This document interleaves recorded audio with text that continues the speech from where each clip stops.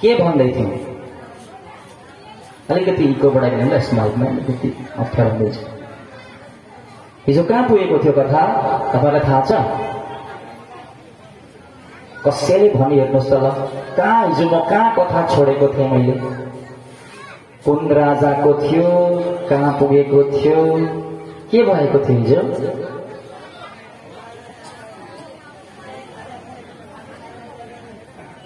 सबै यताउति हेर्नुहुन्छ, आफू चाहिँ भन्नुहुन्न फेरि।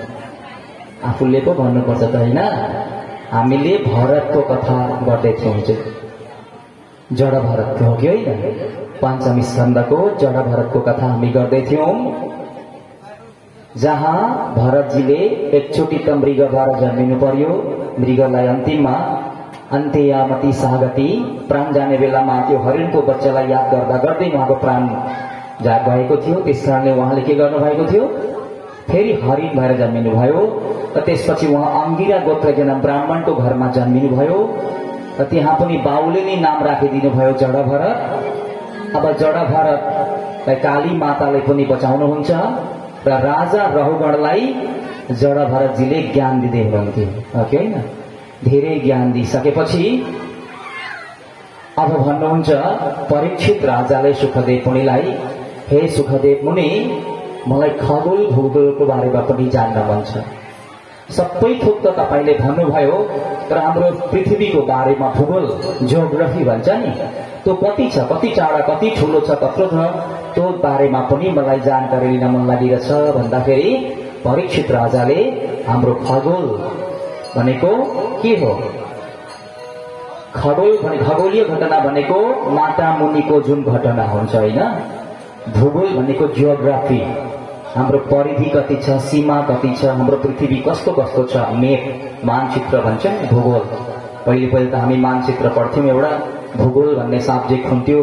अहिले त प्राय त्यो पनि हुन छोड्यो। राधे राधे। चरित्र पाठ भन्ने हुन्थ्यो एउटा सानामा, एलपी स्कुलमा याद छ? कसले पढ्नु भएको थियो चरित्र पाठ?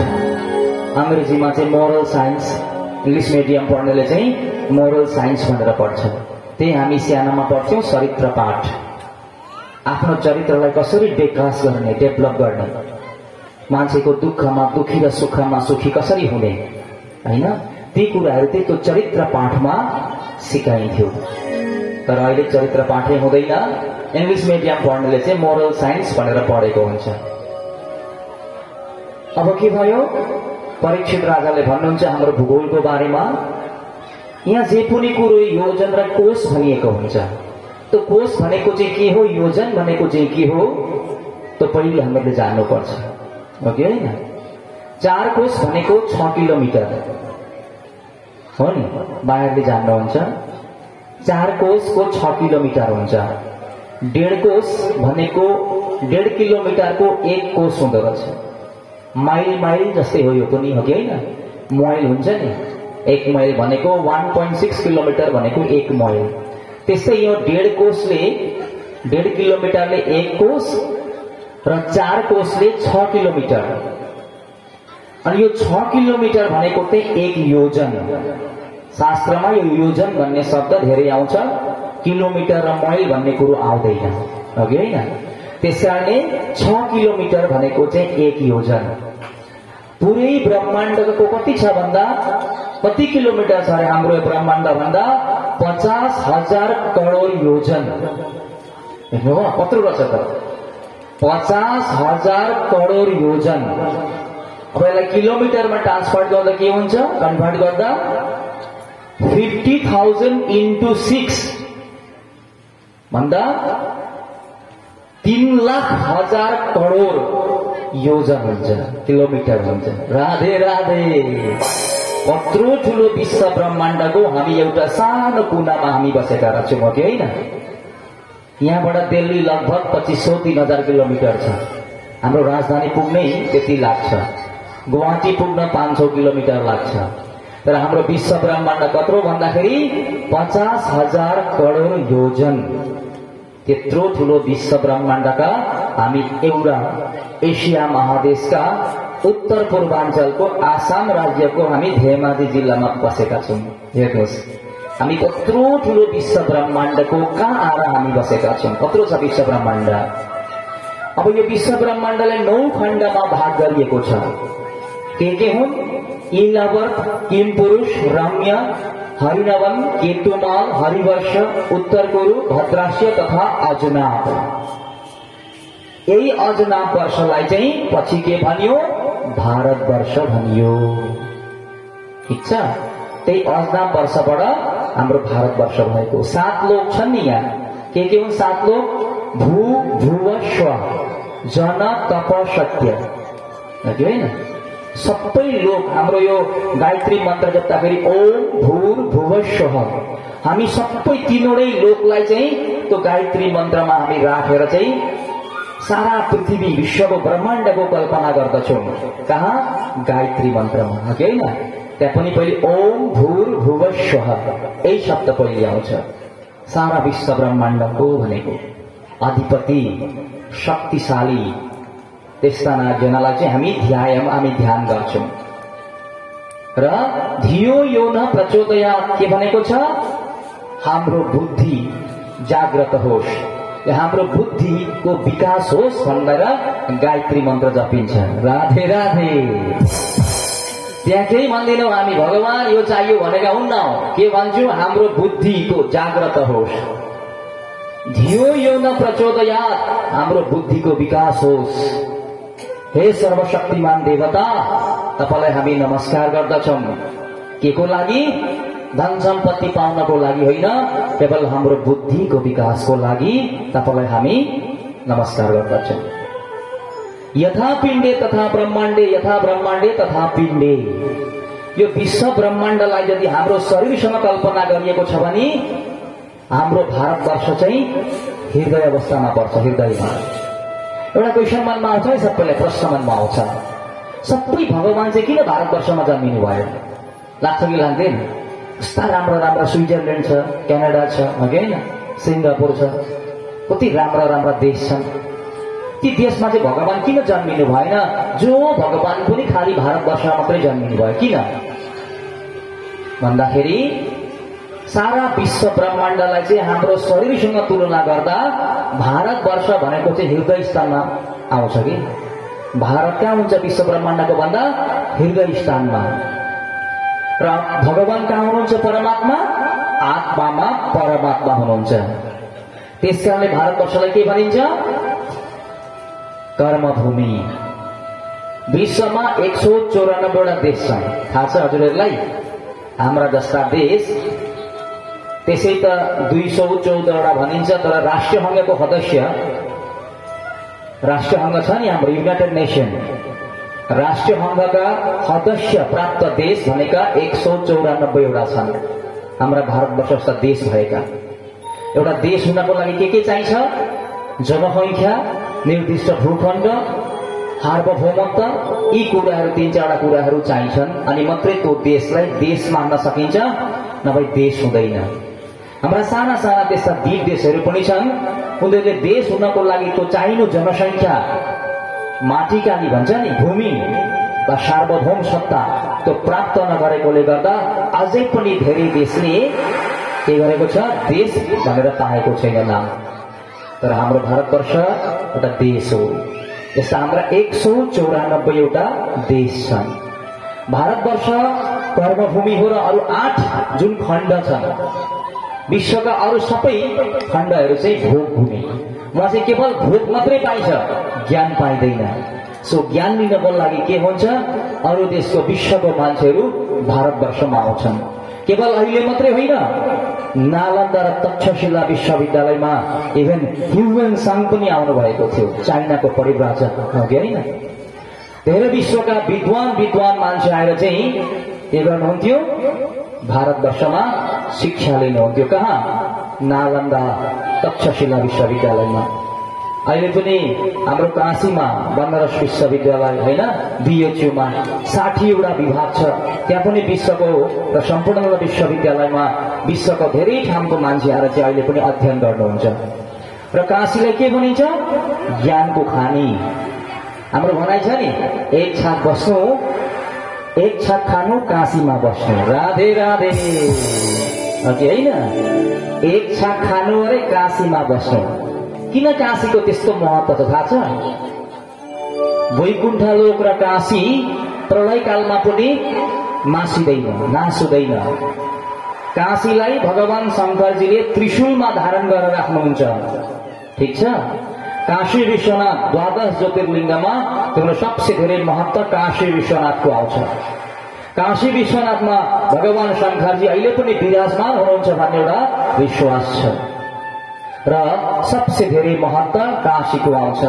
ज्ञान लिन जानु छ भने अलिक दिन भए पनि व्याकरण पढ्न, जे पनि पढ्न, साहित्य पढ्न, संस्कृतको जे पनि अध्ययन गर्न जानु छ भने काशीमा गएर 2-4 वर्ष बस्नुपर्छ। अटोमेटिकली ज्ञान आउँछ, स्वतस्फूर्त एउटा विश्वास छ। किनकि शिक्षाको देवता आराध्य देव भनेकै शंकरजी हो र शंकरजीको आफ्नो काशी अति प्यारो काशी हो। त्यसकारणले काशी गएर के गर्नु? ज्ञान लिनु भन्थे पहिले पनि। हाम्रा जति पनि विद्वान ब्राह्मण हुनुहुन्थ्यो पहिलेका, सबैजना कहाँ पढ्नुहुन्थ्यो? काशीमा गएर। काशीमा पढेर आएको ब्राह्मण भनेपछि सबैले जानेको हुन्थ्यो धेरै विद्वान हुन्छन् है।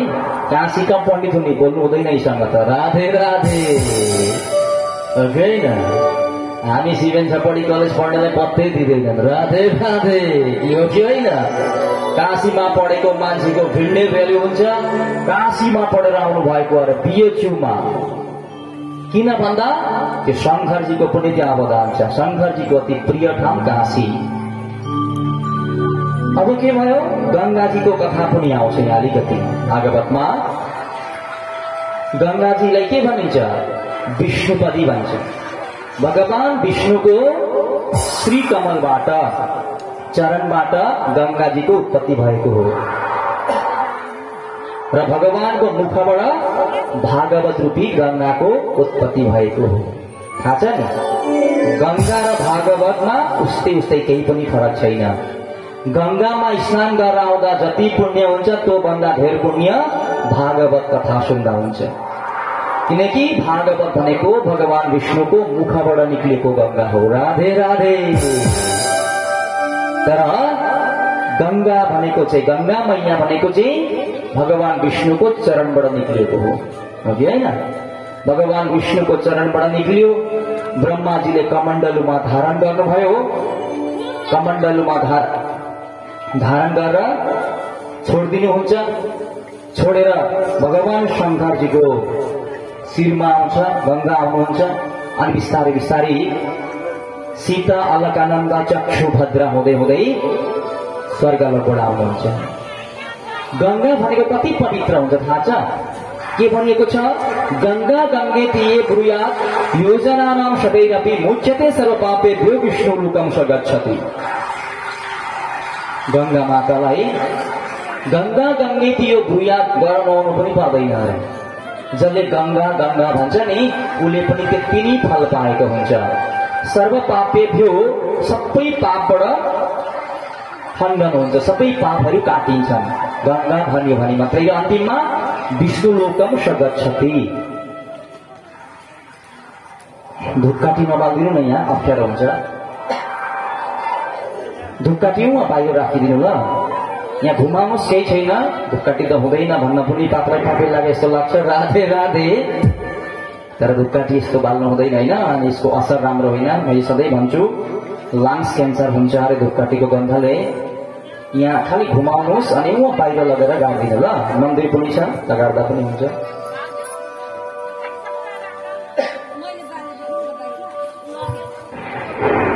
गंगा मैयाको के हुन्छ? गंगा मैयालाई हामीले के गर्ने अरे भन्दा हामी नुहाउन जानु पर्दैन। गंगा गंगा जसले आफ्नो प्राण त्याग्ने बेलामा गंगा गंगा भन्छ नि, त्यसको पनि मुक्ति हुन्छ र पनि विष्णुलोकमा प्राप्त हुन्छ। गंगा मैया कथा फेरि हाम्रो राजा भगीरथको पालामा लामो तरिकाले आउँछ। गंगा मैयालाई हामी यहीँबाट बोलिए गंगा मैया कि भनेर चाहिँ हामी एकछिनमा विदाई गर्ने। फेरि हाम्रो गंगाजीको कथा आउँछ भगीरथ राजाको, त्यतिखेर हामी विस्तृतमा वर्णना गर्नेछौँ। अनि फेरि भन्नुहुन्छ परीक्षित राजाले ग्रह नक्षत्र राशि कति के छन् त्यो पनि मलाई जान्न मन लागिरहेछ भन्दा परीक्षितले भन्नुहुन्छ हाम्रो यो पृथ्वी मण्डलमा सौर मण्डलमा चाहिँ 9 ग्रह छन् हैन। आ चम धो रा जी स भू के सु भनिन्छ नि। सूर्य, चन्द्र, मंगल, बुध, बृहस्पति, शुक्र, शनि, राहु, केतु। राहु र केतुलाई के भनिन्छ? छाया ग्रह भनिन्छ। अघि होइन 7वटा मूल ग्रह भए, अरु 2वटा राहु र केतु भनेका चाहिँ छाया ग्रह मानिन्छ। यसरी नै नक्षत्र कति छन् भन्दा 27 नक्षत्र छन्। अश्विनी, भरणी, कृतिका, रोहिणी, मृगशिरा, आर्द्रा, पुनर्वसु, अश्लेषा, यसरी क्रमैमा 27 नक्षत्रहरू छन्। र एउटा नक्षत्रको 4 चरण हुन्छ, 4 भाग हुन्छ। अश्विनी नक्षत्रको 4 भाग के हुन्छन् भन्दा चु, चे, चोला। हेर्नुस् त कति साइन्टिफिक छ हेर्नुस् है। 4 × 27 108। 27 नक्षत्र र एउटा नक्षत्रको 4 चरण भन्दाखेरि 108 हुन्छ। त्यो हामी 108 लेख्छौं नि, त्यो 108 त्यसै लेखिदैन नि, बहुत रहस्य छ। हेर्नुस् 27 × 4 27 र 4 भनेको 108। अब 9वटा ग्रह छन् र 12वटा राशि छन्। मेष, वृष, मिथुन, कर्कट, सिंह, कन्या, तुला, वृश्चिक, धनु, मकर, कुम्भ, मीन। होइन 12वटा राशि छन्। 12 र 9 कति हुन्छ? 9 12 108। पहिले त हाम्रो नेउता मुखस्त गर्ने सिस्टम थियो कि होइन? सानामा स्कुलमा गएपछि 1 गुण 1 1 2 गुण 2 गर्दै गर्दै 9 9 गुण 81 गरिन्थ्यो। त्यसपछि लु त्यो 10 को नेउता भनिन्थ्यो। 12 के 12 2 12 24 3 12 37 4 12 48 हो कि होइन? कस्तो अप्ठ्यारो हुन्थ्यो। अझै गरी नेउता मुखस्तै गर्दैन। सुल्लङ के सुल्लङ 2 सुल्लङ 32 3 सुल्लङ 48 4 सुल्लङ 8। ल राधे राधे। सानामा पढेको अझै याद छ हामीलाई हो कि होइन? हामीलाई के गराउँथे भन्दा त्यो 5 एलपी स्कुलमै सबै नेउता मुखस्त गराएको हुन्थ्यो एकदम 12 12 116 सम्म। तर अहिले केटाकेटीको नेउता मुखस्तै हुँदो रहेछ। यसो साह्रो पर मोबाइलमा क्याल्कुलेटर मारि गए हो कि होइन? तर के हुन्छ त्यो क्याल्कुलेटरमा राखेपछि हाम्रो ब्रेन पेसिभ हुन्छ, हाम्रो ब्रेनको युज हुँदैन। हामी जे पनि कुराहरू मोबाइलमा छँदैछ नि त। पहिले पहिले कसैको त्यो घरमा यस्तो बज्ने ल्यान्डलाइन फोन हुन्थ्यो, ती सबै नम्बर मुखस्त हुन्थ्यो मान्छेका। अहिले जे पनि त्यो मोबाइलमा सेभ गर्दा गर्दै कसैको घरको श्रीमतीको पनि नम्बर मुखस्त हुँदैन, झगडा हुन्छ बेला बेला। राधे राधे। सधैँ छ मोबाइलमा किन सेभ गर्नु होइन? हेर मेरो पनि नम्बर मुखस्त छैन भन्ने जस्तो हुन्छ। तर किन त्यस्तो भयो भन्दा व्यवहारै हुन छोडो बिस्तारै बिस्तारै। हाम्रो ब्रेनको जति व्यवहार हुनु पर्थ्यो व्यवहार कम्दै कम्दै गएको छ। र हामीले सानैदेखिबाट केटाकेटीलाई के गराउनु पर्छ भन्दा कविता मुखस्त गराउनु पर्छ र नेउताहरू सानैमा मुखस्त गर्नु। टेबुलहरू पछि ठुला भएपछि रट्टा हुँदैन हो कि होइन? र सानैमा यी सब कुराहरू हामीले गर्नुपर्छ। हो त्यो 108 9 12 108। त्यसरी 108 भएको 27 × 4 27लाई 4 ले पूरण गर्दा 108 हुन्छ। त्यो नक्षत्र 27वटा र एउटा नक्षत्रको 4 चरण हुन्छन्। अब पृथ्वीको यसै गरी नरक चाहिँ कहाँ छ? अब फेरि परीक्षितले सोध्नुहुन्छ, हे सुखदेव भगवान, कि पापी जुन पापी हुन्छन् नि, धेरै पाप गर्ने यिनीहरू चाहिँ कहाँ जान्छन् त? धर्मात्मा त स्वर्ग जान्छन्, वैकुण्ठ जान्छन्। तर पापी चाहिँ कहाँ जान्छन् भन्दा नरकमा जान्छन्। अनि यो नरक चाहिँ कहाँ छ त? काहीँ त नरक छ यो विश्व ब्रह्माण्डमा? नरक भन्ने ठाउँ हुनुपर्छ।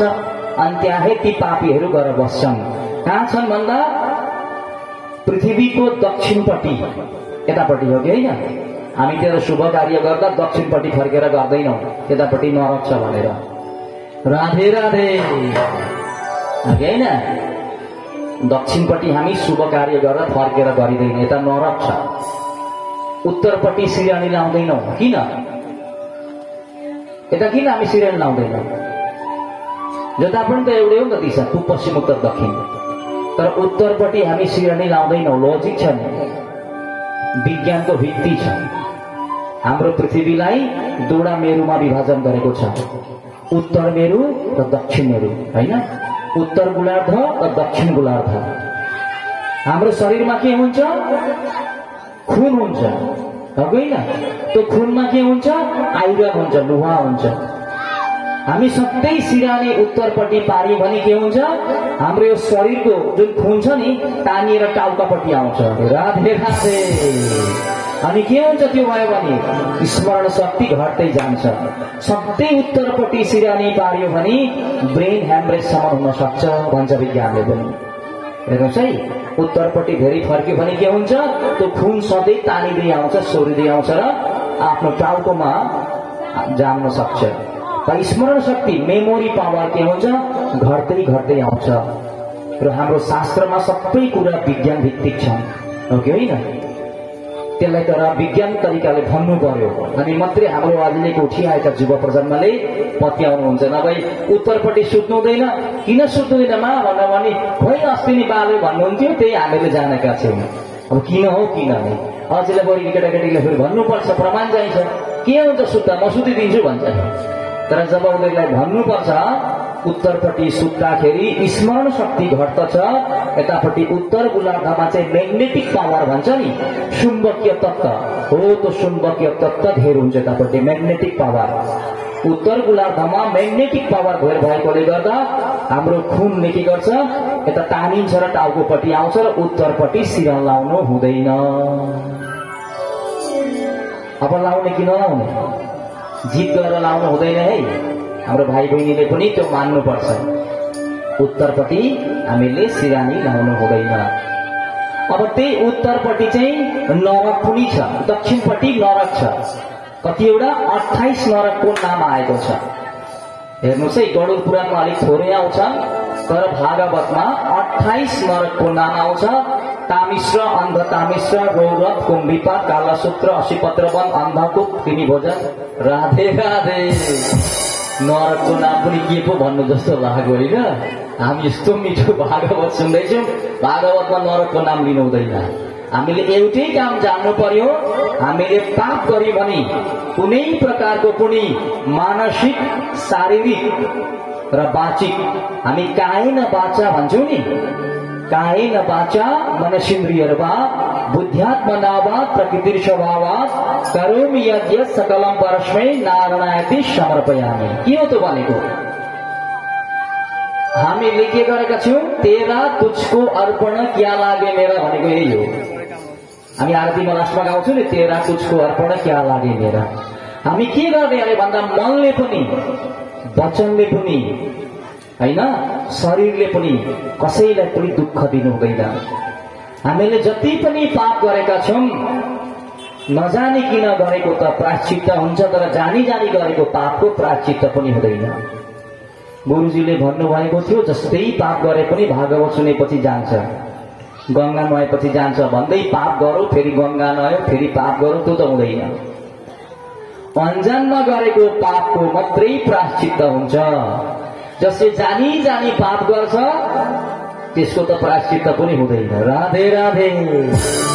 त्यही भएर हामीले केही पनि जानी जानी पाप गर्नु हुँदैन र अन्जानमा गरेको पाप यसरी सत्संगमा आएर कथा सुनेर तीर्थ गएर गंगा नुहाएर चाहिँ हामीले खण्डन गर्नुपर्छ। अब यहाँ फेरि सोध्नुहुन्छ, यस्तो यस्तो पापीहरू छन्, के गर्दा चाहिँ यो पाप धोइन्छ त? हैन, परीक्षित राजाले फेरि सोध्नुहुन्छ, हामीले अन्जानमै पनि त कति पाप गरेका होला, नजानिकन कति किरा फट्याङ्ग्रा हामीले मरेका होला, कुल्चिँदाखेरि मरेका होला, कसैलाई यसरी बोलिन्छ, त्यो बोलीले थाहा नपाइकन कसैलाई दुःख पनि लाग्न सक्छ, अघि होइन? यी यस्ता खालका पाप चाहिँ के गर्दा जान्छ?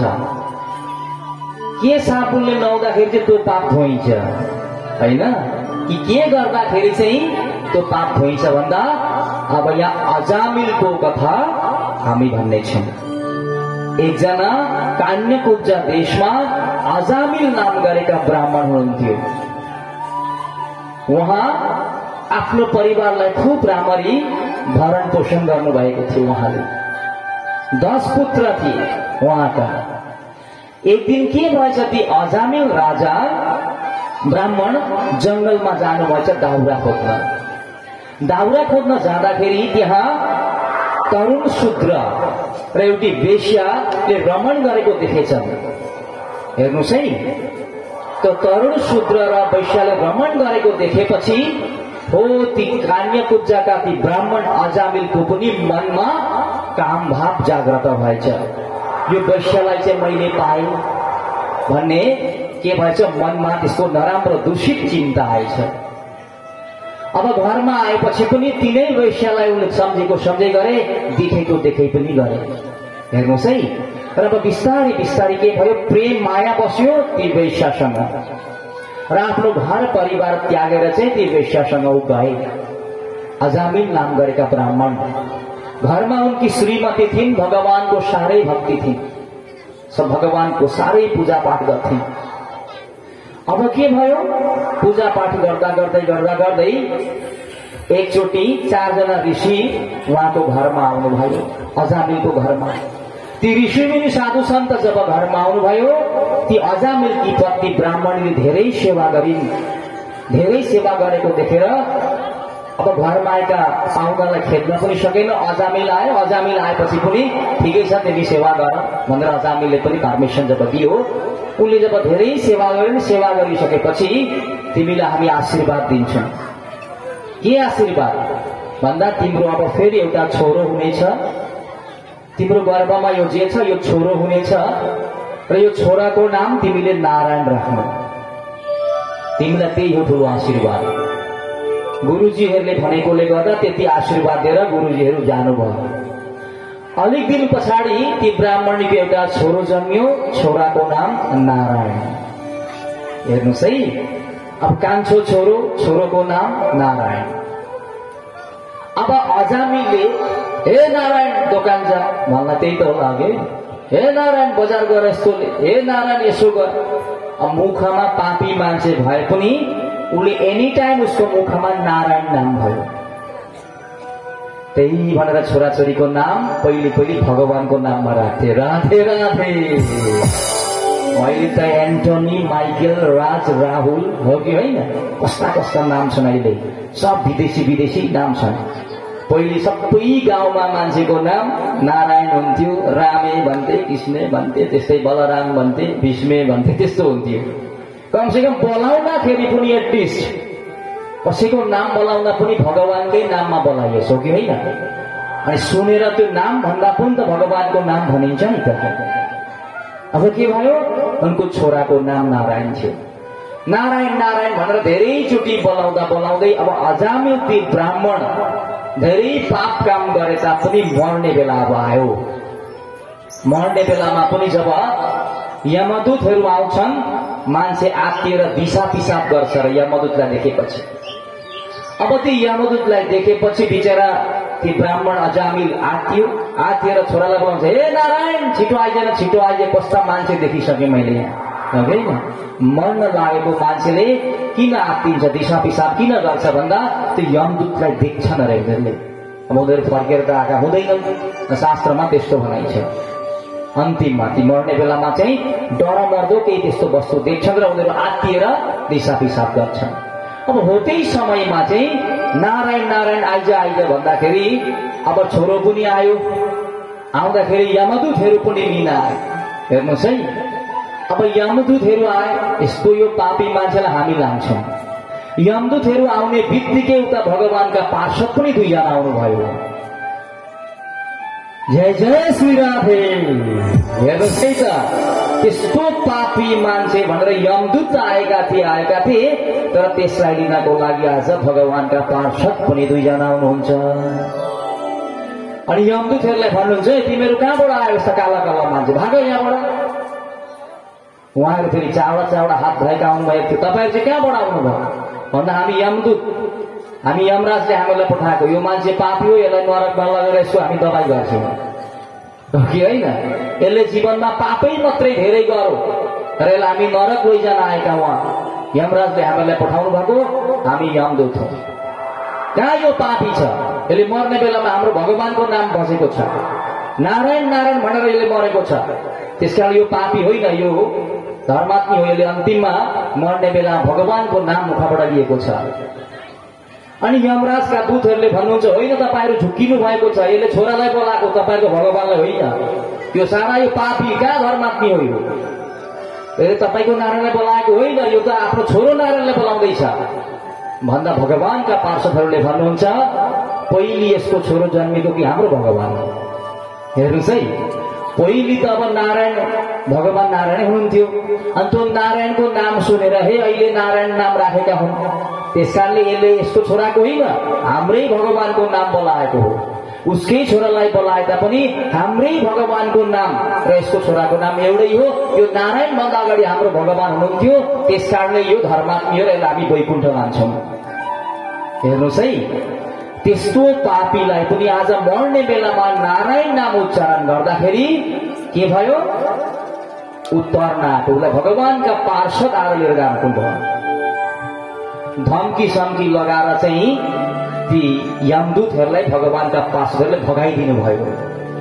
हेर्नुहोस् है, अब ती पार्षद ती जुन दूत थिए यमदूत गएर यमराज भैठामा जान्छन्, महाराज आजदेखि हाम्रो छुट्टी त गयो, तपाईको डिपार्टमेन्ट पनि उठ्नै पर्यो। अब तपाईको जुन मन्त्रालय हुन्थ्यो नि, तपाई मन्त्री भएर बस्नु भएको थियो, जज भएर तपाईको यो जजको कुर्सी पनि जानै पर्यो। अब के भयो त्यस्तो भन्दा हामी त्यो पापीलाई तपाईँ लिन पठाउनु भयो, हामी गएका थियौं नि, तर त्यहाँ चाउडा चाउडा हात भएका मान्छे आए, भन्छन् हामी नारायणका पार्षद हौं, यो यसले नारायणको नाम उच्चारण गरौँ, यसले हामी वैकुण्ठ लान्छौं भन्छ। भन्दा यमराज चुप लाग त्यो नाम यहाँ नभन भन्नुहुन्छ यमराजले। किन त्यो नारायण नाम तिमीले दुई चार खेप यहाँ भनेर यी पापीले सुने भने पनि यी सबै पापी वैकुण्ठ लोकमा जान्छन् र तिम्रो सँगै मेरो पनि यो डिपार्टमेन्ट स्वाहा। त्यो नाम नभन है भन्नु हुँदैन, नारायण नाम भन्नु हुँदैन। त्यो नामको महिमा सबैले बुझ्दैनन्, केवल हामी 12 जना छौं जसले त्यो नामको हामी महिमा बुझ्दछौं।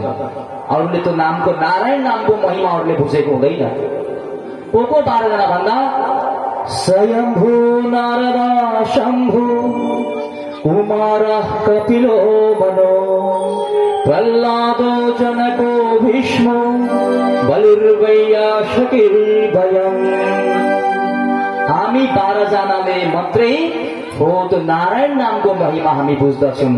स्वयम्भू भनेको स्वयम्भू ब्रह्मा, अर्को नारद, 3 नम्बर शम्भु शिवजी, कुमार भनेको सनकादि ऋषि सनक, सनन्दन, सनातन र सनत कुमार, यी 4 जनाले पनि नारायण नामको महिमा बुझेको छ।